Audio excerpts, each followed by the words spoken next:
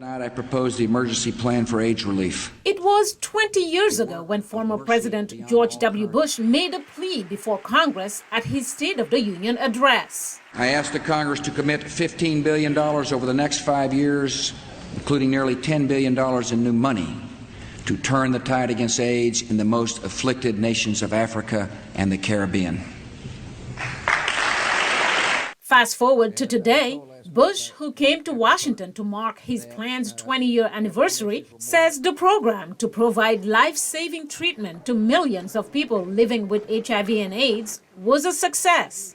The president's emergency plan for AIDS relief, or PEPFAR, is due for reauthorization this year.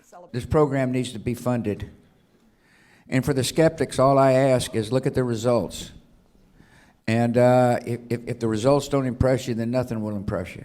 The success of PEPFAR boils down to the numbers, says David Kramer, executive director of the Bush Institute. Over 25 million lives have been saved as a result of President Bush's PEPFAR initiative. And it was a vision that he had to step in and help people who were in real need of help. He felt the United States was in a position to do so.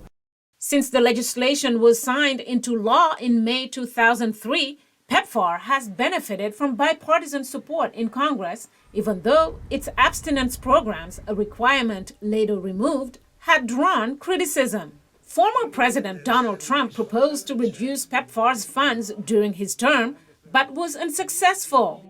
Winnie Byanyima, executive director of the Joint United Nations Program on HIV/AIDS, or UNAIDS, recognizes PEPFAR's impact.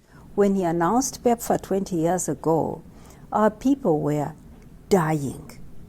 Our countries were devastated. There was fear, there was pain, there was suffering. So we come here to honor President Bush, the American government, the American taxpayers, for $100 billion that has been put in this program. She also says it was partnerships that formed between PEPFAR, the Global Fund, UNAIDS, civil societies, and governments that helped to turn the tide. Thank you for your compassion. Former President of Tanzania, Jakaya Kikwete, who joined Bush at the event, recalls getting tested publicly to encourage others who were afraid to do the same. So the best thing is for my wife and I to lead by example. And we should not do it under the tent where nobody sees it. Of course, my veins were easy, but my wife had some problem. They pre-course several times before they could get the... I was very sorry for her. But we said that's the price of leadership.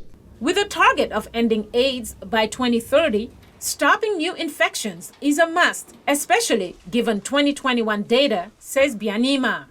Sadly, we had 1.5 million new infections worldwide, most of these in sub-Saharan Africa. We had 650,000 people who died in 2021 of AIDS-related illnesses.